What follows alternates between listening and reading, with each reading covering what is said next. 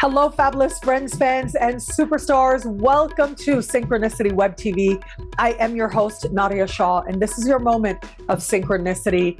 Well, I'm so excited today to celebrate with you Nicole Garceau. I've known Nicole for a while. She's taken classes with me at Synchronicity University, at Kepler College, and I've just seen her shine. I'll tell you, she just showed up ready. She always had great questions, great insights, and especially with the Kepler College, the YouTube for Astrologers, she was absolutely ready. And I couldn't wait to have her come and teach at Synchronicity University, which now she's going to. November 2021. The speaker session is happening in just a few weeks from the time that we are recording this. And for just a few more weeks, it is choose your tuition rate as low as just $5 a class to hear Nicole Garceau and so many other incredible speakers teaching this November 2021. And so Nicole is going to be talking about age development, developmental age method, which is something really unique and I think is going to be really amazing considering that she has a master's degree in psychological development or psychology? Psychology. I'm working towards my master's in psychology. Oh, yes. That's wonderful. And she is just so loving. She's so smart. I just love that she's here. So welcome, Nicole. Thank you for being here. Thank you. I appreciate the time. Absolutely. Thank you so much for being a part of the November speaker series. And so let me ask you about, because I know that you'll be connecting ideas of some really incredible psychological pioneers, but you're applying it to an astrological sky. I love the inventiveness of that. I love the way that you're embracing that. So tell us a little bit about this method that you're going to be teaching coming up soon in November. Well, the method that I'm presenting is perhaps not well known, but it's not new and it's not mine. So Bruno Huber tapped into this, and it was further picked up by Dr. Glenn Perry. It was further perfected and refined. And with that was a calculation that I'll be sharing within the class of how to find out how certain planetary placements within your natal chart corresponds to a significant impact in your developmental age method. So with that, as we both know, Nadiya and myself, is that in astrology, it's all about cycles. And the cycle of the zodiac constitutes natural development of a whole cycle, be it an annual cycle where we have, the 4 seasons, but it's also reflected in human development where we have 4 seasons, like early childhood, middle to early adulthood, and then middle adulthood, and then, we have the late adulthood. And then with that comes certain developmental tasks that need to be accomplished. And so within those relative periods that are significant, like for example, the first house that's associated with Aries, is that in our chart, in the first house, it constitutes an age period. So for example, 0 to 2 years old. And with that is, our first step forward. And it's, it's the me here now principle. And so there's a significant task of a developmental stage that we have to develop in that area. And then that moves forward to, the Taurian stage between 5 and 9 in the second house, and so on and so forth. So second house being self-object constancy, being, centered within ourselves, separate from other attachments. And as we move forward, it's the concept also that as each sign advances, there's a different perspective in time and space. And at the same time, time accelerates because we experience so much more and our awareness expands with each sign as one builds upon the next. So in our charts, should it be naked of planetary placements, which it isn't, there's planetary placements within our signs. And using your language, Nadiya, they have conversations with each other.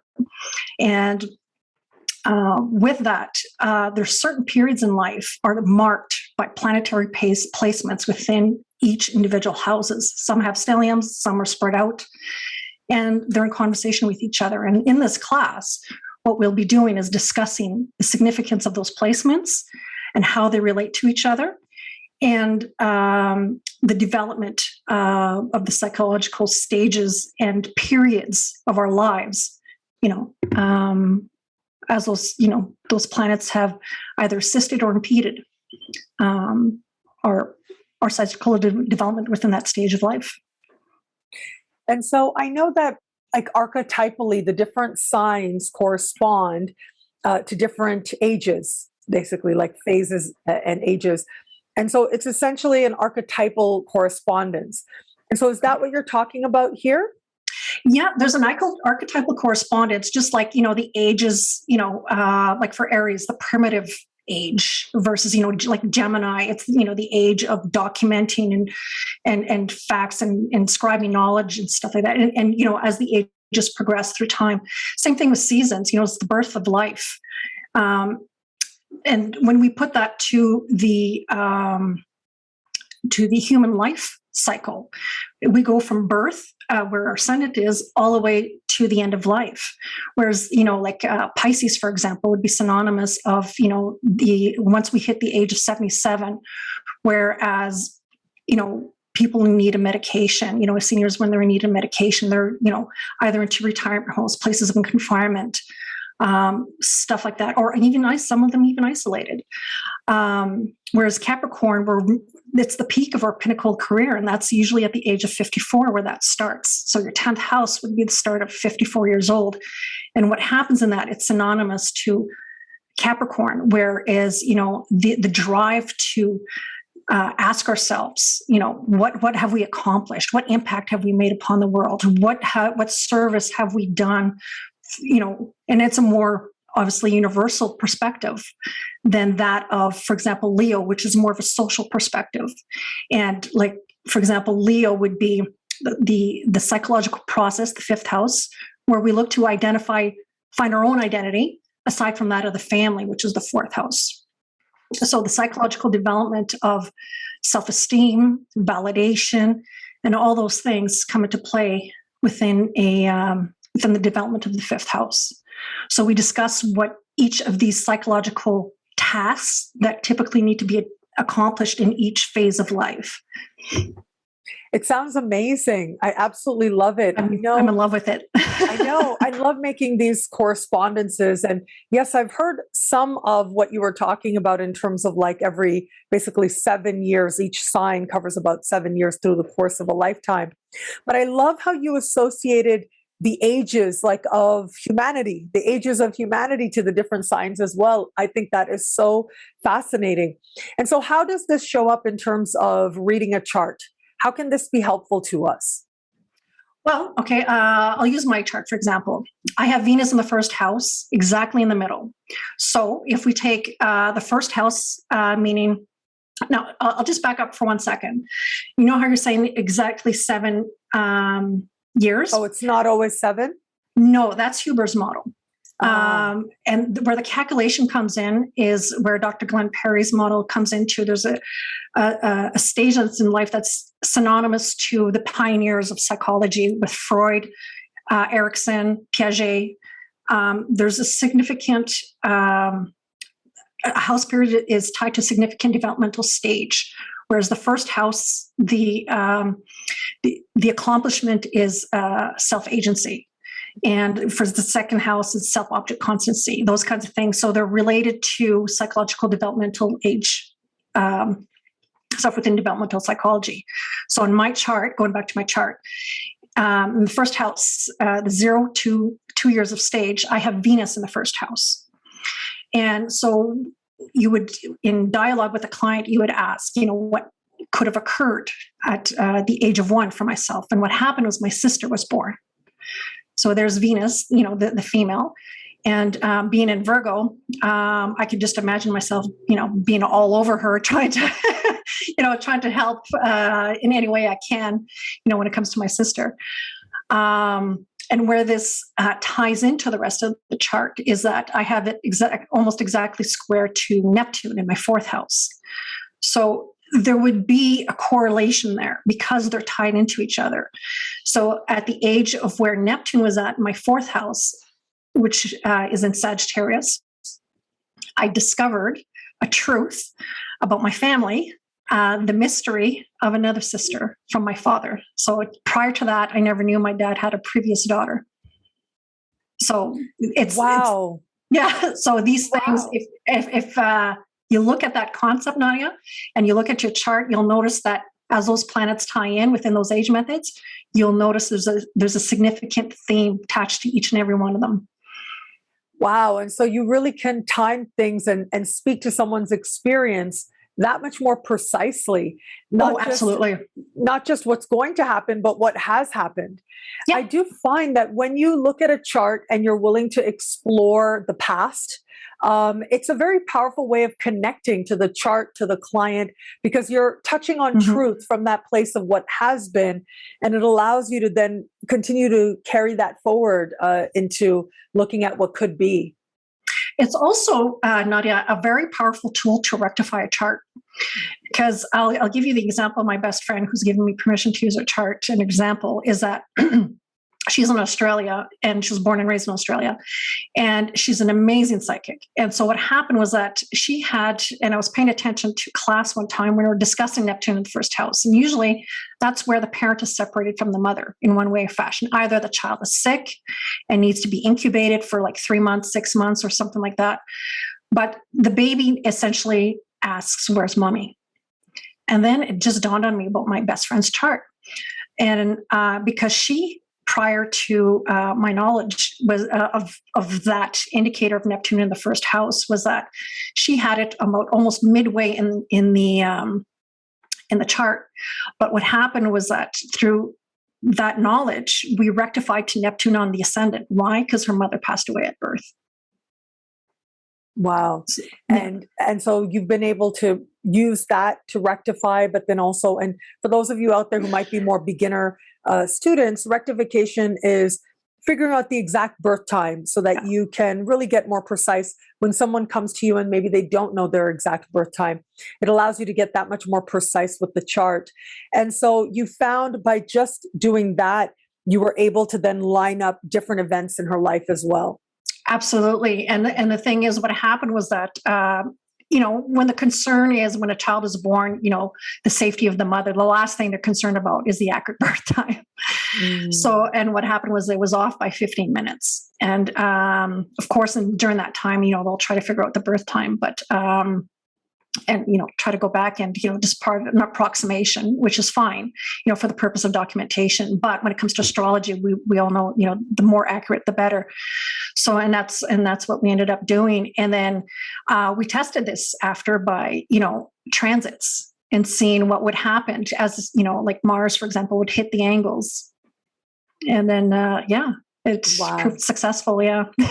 And so have you tested it with your own children? So I do want to let people know, absolutely. I actually got to know you online because you were tagging me when your young son was watching me, which was so lovely. I loved it. I've saved some of that stuff because it was so cute. But absolutely, I'm sure that you've been able to test some of this stuff and experiment that much more by considering the charts of your own children.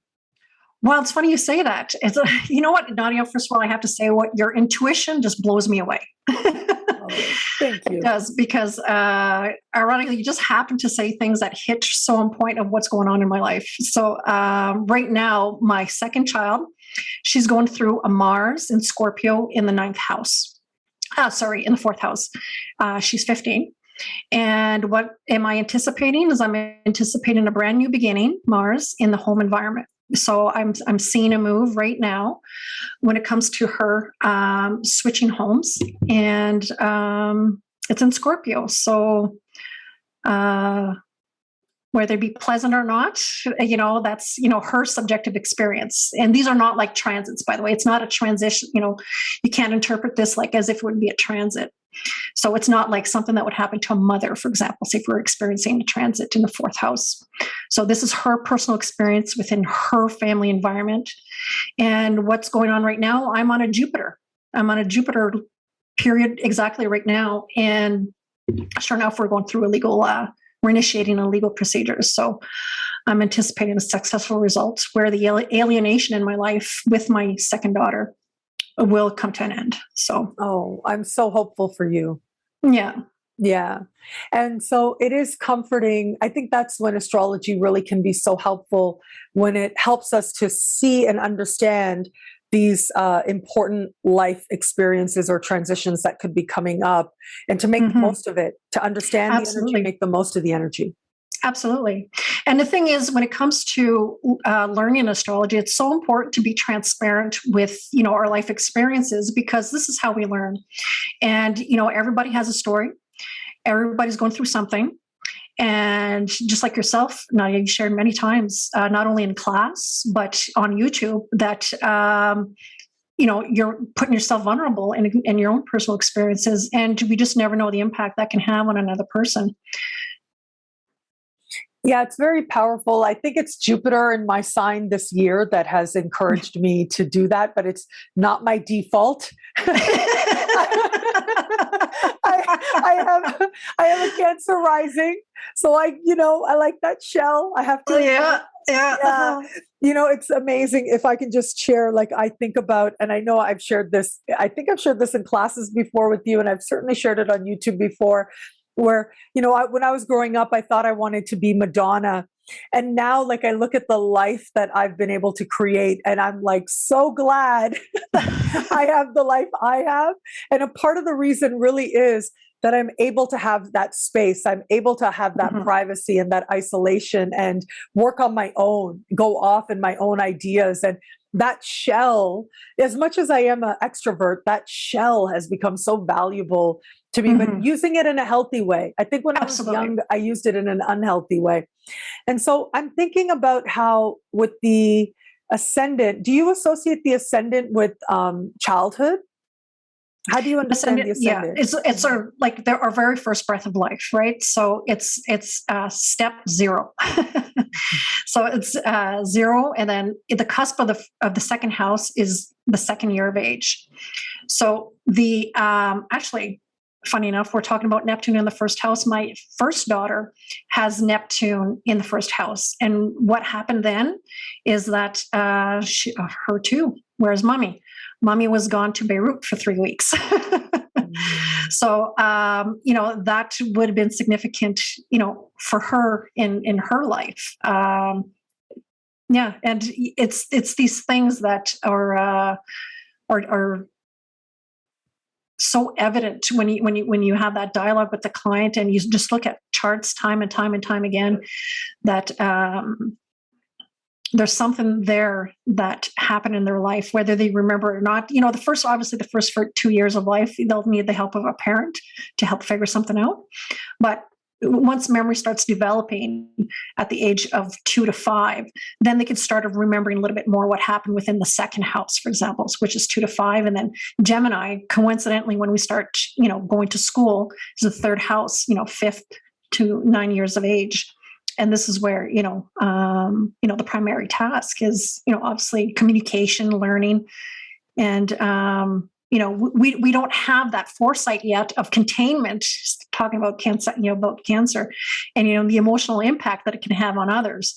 So what does, children do? Tend to blurt things out, not realizing that any emotional consequence upon, another person, but that's what they do. They talk and ask, tons of questions. And that's the hard way. We learned the hard way not to do that, I think. So, hey, some adults still do it. I know, you're right. Depending on what's going on in their chart, some adults may still do it. They're absolutely more forthright or more unfiltered than others may be. But yeah, I think one of the great lessons of life is learning what's appropriate or right to say, what's kind to say, and what is not kind to say. Absolutely. And we're always learning at our own stage. And, this is where the compassion and empathy comes in as we study in astrology, is that we understand another person's journey a little bit more, not as much as the individual, of course, but there's a little bit more compassion involved because we understand, the archetypal things at play that comes, within another person's lessons and journeys. So I know that's one of the great gifts, right? I know it depends on how you study astrology in terms of the perspective you bring. But one of the gifts that I love is that it helps us to be more compassionate.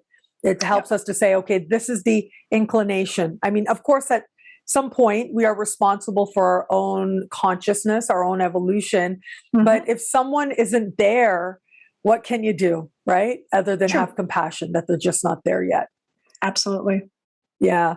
But I'm so excited to learn this method. I think you're going to bring this incredible perspective that's going to be new to a lot of people out there. You know, I love all the psychology stuff. And so I'm just so excited and looking forward to it. Oh, same here. And, those that are interested in taking the course, I'll be using real life chart examples. So those who wish to have their chart looked at, I'll pick certain charts. So she can't guarantee, Nicole is not guaranteeing that your chart is going to be one of them, Absolutely. but may be able to pick out one or two charts, a limited number of charts to incorporate as part of her teaching style, right? Absolutely. And I'll be picking the best examples that, can be put forth where everybody can, learn best from. And then, and then from there, where should we have them send them to, Nadiya? Well, they can how about they send them directly to you? How do you feel about that? Well, they have Sounds to be great. signed up. They have to be signed up to synchronicityuniversity.com. They have to be participating in the class. Yes. And ideally they are there live. So you can check out it. Nicole's class is going to take place Wednesday, November 24th at 6 p.m. Eastern. And so if you can join live and you sign up, then you can send your chart to Nicole for consideration. No guarantee, but if possible, she will incorporate it into the class. I think that's a great way to get people involved as well. Absolutely. And the thing is, especially with the developmental age method, we need the people to be there live just so that I can have the dialogue with the person so we can discuss that planetary placement. And so like that, it'll be a rich an experience for everybody involved to see how this unfolds right in front of their eyes. Oh, I'm so excited, Nicole. Thank you so much. And, everybody thank out you for there having remember. Me. Yeah, of course, Nicole. And thank you. I mean, I just think that you're brilliant. I love that. I love the questions you bring. I love the insights you bring. And of course, when I saw and got to know you a little bit better through the Kepler class, and I saw that you were ready, like you just were ready. So of course, I wanted to ask you to be part of this upcoming speaker series in November. Everybody out there, remember that if you sign up in October of 2021, you can choose your tuition rate. You can get this class and so many others for as low as just $5 a class, which is really an unheard of rate to learn this type of quality astrology. So again, thank you so much, Nicole. I'm so excited and looking forward to your class this November of 2021. Well, thank you, Nadiya. And again, a big thank you for everything that you do and everything that you bring to the community. Your wisdom is unmatched and touches, I'm sure, the hearts of many, just as it did for me. So. Oh, thank you so much, Nicole. I'm sending you a very big hug, my fellow Canadian. Canadians. I love the Canadian representation in my school, I have to say. There we go. I love that you're teaching. Yeah. Well, thank you, everybody out there as well. Once again, thank you to Nicole. And until we connect again, take care. Bye. Absolutely.